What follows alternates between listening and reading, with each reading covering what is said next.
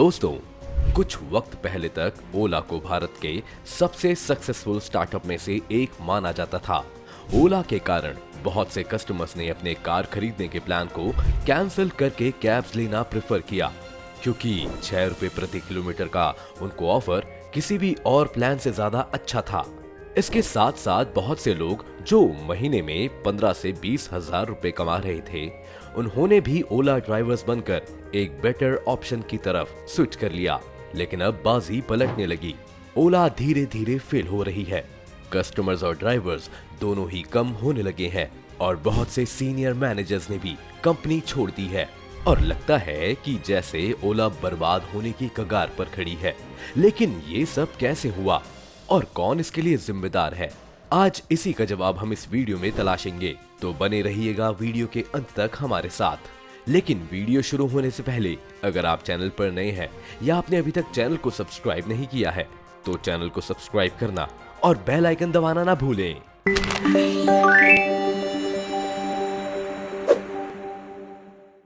ओला की इस बिगड़ती हुई हालत को समझने के लिए हमारा ये जानना जरूरी है कि ओला आखिर इतनी सक्सेसफुल क्यों है।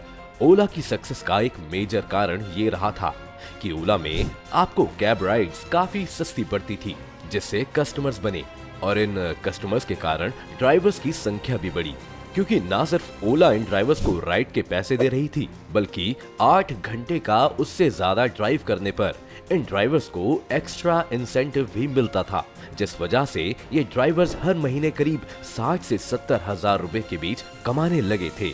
भारत जैसे देश में 60 हजार रुपए काफी बड़ी रकम है, और अगर आप इनमें से 10 हजार रुपए फ्यूल और 4 से 5 हजार रुपए हर महीने की मेंटेनेंस कॉस्ट भी निकाल दें, तब ये ड्राइवर्स महीने में 40 से 50 हजार रुपए के बीच कमा रहे थे।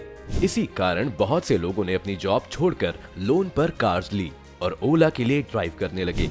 ओला की कमाई का एक मुख्य जरिया इन राइडर्स में से 15 से 20% तक का कमीशन था, जो कंपनी को जाता था। लेकिन ये ओला ड्राइवर्स का हनीमून पीरियड था, क्योंकि कंपनी ये बड़े बड़े इंसेंटिव्स इन्हें अपने जेब से पैसा खर्च करके इसलिए दे रही थी ताकि उनके पास ज्यादा ड्राइवर्स और ज्यादा कस्टमर्स आ जाएं। स्टार्टअप्स की दुनिया में इस फेज को कैश ड्रेन फेज भी कहा जाता है। लेकिन अब जब ओला के पास एक बड़ा मार्केट आ गया था और लोग उस पर पूरी तरह से निर्भर हो गए थे, तब ओला ने अपने इंसेंटिव्स को 60% से घटाकर, यानी जो ड्राइवर पहले 60 से 70 हजार रुपए कमा रहा था, अब उसकी कमाई 30 से 35 हजार रुपए के बीच में सिमट कर रह गई।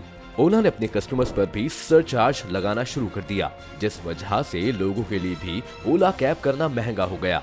इंसेंटिव घटने के साथ साथ पेट्रोल की बढ़ती कीमतों ने भी काफी हद तक इन ड्राइवर्स की मुश्किलें बढ़ा दी थी, जिस वजह से आपने देखा होगा कि हाल के कुछ महीनों में कई ड्राइवर्स ने ओला के खिलाफ धरना भी दिया था और इंसेंटिव्स बढ़ाने की मांग की थी। अब आप एक नॉर्मल ओला ड्राइवर की लाइफ को इमेजिन करिए, जो अब 70 हजार के मुकाबले सिर्फ 30 हजार रुपए कमा रहा है। जैसा कि हमने बताया कि कई लोगों ने ये गाड़ियां लोन पर ली थी, तो उन्होंने इस कार की EMI भी भरनी थी, जो 10 से 15 हजार के बीच होती है। अब इनमें एक नई मुसीबत लॉकडाउन लेकर आया, जब ओला ड्राइवर्स के पास काम बिल्कुल खत्म हो गया था।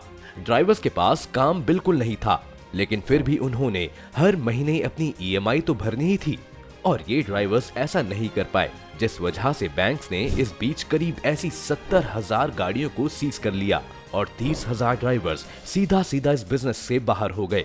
लॉकडाउन के बाद ये उम्मीद की जा रही थी कि ये लोग वापस लौटेंगे, लेकिन गिरते हुए इंसेंटिव्स ने इन्हें दूसरे ऑप्शंस तलाशने के लिए मजबूर कर दिया। इन ड्राइवर्स के लिए कई सारे दूसरे ऑप्शंस मार्केट में अवेलेबल थे, जो कि ओला की बर्बादी के लिए बड़ी वजह था। आज के समय में डुंजो और स्विगी के लिए काम करने वाले डिलीवरी बॉयज भी करीब 25 से 30 हजार रुपए ही कमा रहे हैं। लेकिन फर्क सिर्फ इतना है कि इन्हें कार्स की जरूरत नहीं पड़ती, ये अपनी बाइक्स में ही ये काम कर सकते हैं। बाइक्स फ्यूल भी कम यूज करती हैं और इनकी मेंटेनेंस पर भी कार के मुकाबले कम खर्च आता है। इसके साथ साथ बाइक पर आपको EMI नहीं देनी पड़ती, क्योंकि ज्यादातर लोगों के पास अपनी बाइक्स होती हैं, और अगर बाइक ना भी हो तो इसे खरीदने या EMI पर लेने की कॉस्ट एक बार से कम है। यानी कि आज के समय में एक डिलीवरी बॉय एक ओला ड्राइवर जितना ही पैसा कमा रहा है और उसका खर्च भी कम हो गया है। इसी वजह से बहुत से ड्राइवर्स ने इस तरह की जॉब्स ले ली हैं।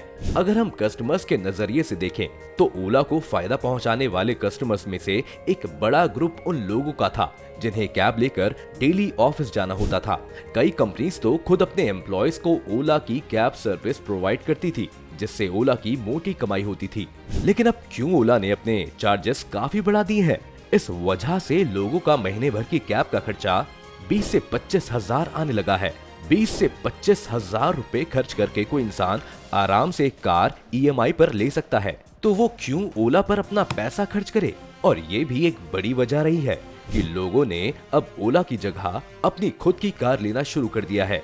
जो कंपनीज अपने एम्प्लॉयज को कैब की सुविधा देती थी, उन्होंने भी ओला की जगह किसी लोकल कैब सर्विस से टाई अप कर लिया है, जो उन्हें कम दाम पर सेम सर्विस देती है। मार्केट में क्योंकि बहुत से ओला ड्राइवर्स ने जॉब छोड़ दी थी, इसलिए बहुत सी प्राइवेट कैब सर्विसेज के लिए अचानक से ड्राइवर्स अवेलेबल हो गए थे और इन ड्राइवर्स को ये कंपनीज 18 से 25 हजार के बीच पे करने लगी, क्योंकि इन ड्राइवर्स को ये पैसा बिना किसी लोन के रिस्क के मिल रहा है और काम बिल्कुल ही सेम है। तो ये ड्राइवर्स भी इन कैब सर्विसेज को ज्वाइन कर रहे हैं। एक तरह से देखा जाए तो ओला की बर्बादी एक डोमिनो इफेक्ट के चलते हो रही है। पहले ड्राइवर्स ने जॉब छोड़ी तो ड्राइवर्स की कमी के कारण मार्केट में एक स्पेस बना, जहां पर दूसरी लोकल और प्राइवेट कैब कंपनीज घुस गई। इन कैब कंपनीज ने ओला के ही ड्राइवर्स को फिर हायर कर लिया और लोगों के सामने एक बेटर और सस्ता ऑल्टरनेटिव रखा, जिससे ओला का मार्केट और भी ज्यादा गिर गया। धीरे धीरे ये छोटी कैब सर्विसेज अब ओला का मार्केट खा रही हैं और ओला जो शुरुआत में कैश ड्रेन कर रही थी, उसे आज तक रिकवर नहीं कर पाई है। ओला ने अपनी शुरुआत से अब तक किसी भी साल प्रॉफिट नहीं देखा है और उनका टोटल लॉस इस वक्त 17,000 करोड़ से ज्यादा का हो चुका है। इस बीच कई सारे सीनियर मैनेजर्स ने खुद अपनी जॉब छोड़ दी है और जो ओला में रहना भी चाहते थे, उन्हें भी ओला अपने लॉस के कारण निकाल रही है। ओला की ही एक अनाउंसमेंट के मुताबिक कंपनी अपने 1400 वर्कर्स को निकालने वाली है, जो कि उनकी टोटल वर्कफोर्स का 1/4 हिस्सा है। तो कुल मिलाकर कहें तो ना अब ओला के पास कस्टमर्स हैं, ना ड्राइवर्स और ना ही इन्वेस्टर्स का पैसा, जिसे खर्च करके वो दोबारा लोगों को अपनी तरफ अट्रैक्ट कर सकें। जिस वजह से कई एक्सपर्ट्स मानते हैं कि ओला जल्द ही बर्बाद हो सकती है। ओला बर्बाद होगी या नहीं, अभी ये कहना थोड़ा सा मुश्किल है कि इस घटते हुए मार्केट में ओला आज भी सबसे बड़ी कंपनी है और शायद वो अपनी स्ट्रेटेजी को चेंज करते हुए कुछ ऐसा कर दे जिससे उनकी किस्मत पलट जाए। आपको क्या लगता है, क्या ओला कभी अपने इस फेज से रिकवर कर पाएगी? हमें कमेंट सेक्शन में लिखकर बताएं। उम्मीद है वीडियो देखकर आपको काफी कुछ जानने को मिला होगा।